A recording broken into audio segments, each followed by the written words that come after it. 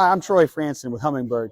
We're going to show you a couple tips and tricks with the Helix units on how to set up your side imaging unit to get the most out of it. So the first thing I get is a lot of questions from consumers is, how do I make my unit look like what you show in demonstrations or in simulations? And there's a couple things that we like to do in order to get the best image that we can. So if I hit the menu button once, it brings up my express menu. And the first thing that I tell people is go down to your range. You can adjust your range down or up, but what I find is that I like to run my range about 4 to 5 times the average depth of water I'm in.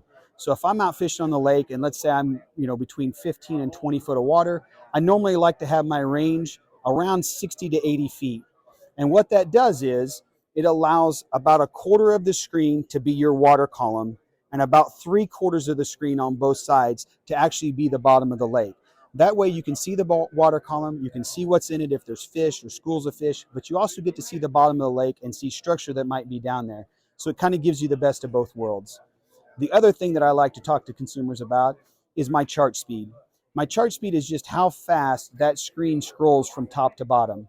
And if you picture in your mind, if your boat's going really slow and the chart's running really fast, it's going to stretch that image out. It's going to kind of distort it.